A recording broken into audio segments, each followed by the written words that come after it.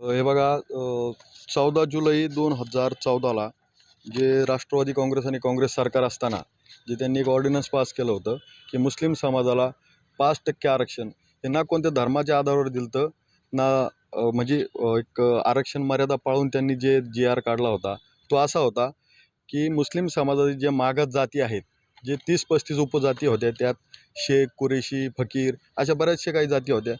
त्या जातींना त्यांनी एक जे आर पास केला होता की यांना 5% पर्यंत शिक्षण, नोकरी याच्यात आरक्षण पास केलं होतं.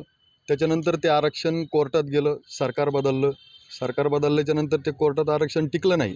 का नाही टिकलं? कोर्टाने पण त्याच्यावर काही विशेष टिप्पण्या केल्यात की ते आरक्षण शिक्षणात लागू राहील आणि नोकरीमध्ये ते आरक्षण टिकणार नाही, हे कोर्टाने असं सांगितलं. त्याच्यानंतर राज्य सरकारने विधान भवनात कोणताही ऑर्डिनन्स पास न केल्यामुळं ते आरक्षण ॲटोमॅटिकली 4-6 महिन्यात लॅप्स होत असतं. परंतु आज 17 फेब्रुवारी 2026 रोजीपर्यंत राज्य सरकारला का सुचलं नाही की ते इथून मागच ते जे आर रद्द करावा. अचानक त्यांना काल जाग आली. 4:37 राज्य सरकारने तो जे आर रद्द केला. का केला? आमची एक शेवटची आशा होती की त्या जे आरनुसार आम्ही कोर्टात मागणी करू शकतो आणि त्या मागणीनुसार आम्ही आमचा आरक्षणाचा हक्क हा राज्य सरकारकडे मागला असता, न्यायव्यवस्थेकडे आम्ही मागला असता.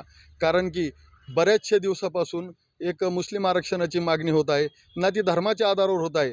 मान्य करतो आम्ही की धर्माच्या आधारावर आरक्षण देता येत नाही, 50%च्या पुढं आरक्षणाची मर्यादा ओलांडता येत नाही. परंतु OBCमध्ये सुद्धा काही मुस्लिम समाजाची जाती आहेत. परंतु जे बाकीचे उर्वरित जाती आहेत, जो सच्चर कमिशन काय बोलते, सच्चर कमिटीचा रिपोर्ट काय बोलतो, महमूदुर रहमान कमिटीचा रिपोर्ट काय बोलतो, त्या आधारावर तुम्ही आरक्षण लागू करा ना. कारण की SC ST सुद्धा बेकार परिस्थिती सध्या महाराष्ट्रामध्ये मुस्लिम समाजात झालेली आहे. शिक्षणात मागासलेपणा आहे, नोकरीत नाही. आर्थिक परिस्थिती मुसलमानाची डबघाईला आलेली आहे.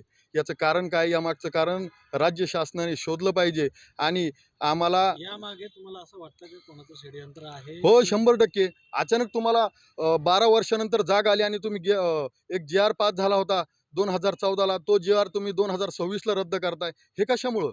हे षडयंत्र नाही तर दबाव तंत्र आहे. राज्य सरकारवर सुद्धा कोणाचा तरी दबाव आहे का? हा आमचा नेमका प्रश्न पडलेला आहे आम्हाला. आणि गेले काही दिवस तुम्ही एक घडामोडीत ठेवलं होतं मुस्लिम समाजाला आणि अनेक आंदोलनं झाले, सगळ्या गोष्टी झाल्या.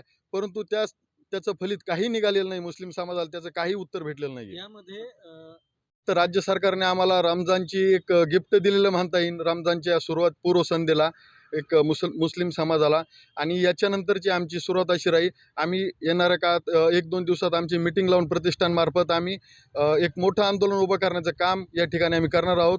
जेणेकरून माझ्या मुस्लिम समाजाला न्याय मिळण्याची कुठंतरी आम्ही एक मागणी करणार आहोत. आमच्या गोरगरीब मुस्लिम समाजाला जे आरक्षणापासून वंचित आहेत, जे रोजगारापासून वंचित आहेत, जे शिक्षणापासून वंचित आहेत, या समाजासाठी आम्ही रस्त्यावर नक्कीच उतरणार आणि रमजानच्या काळात आम्ही काही एक 2-3 दिवसात एक जिल्हाधिकारी कार्यालयासमोर आम्ही एक आंदोलन उभं करणार आहोत.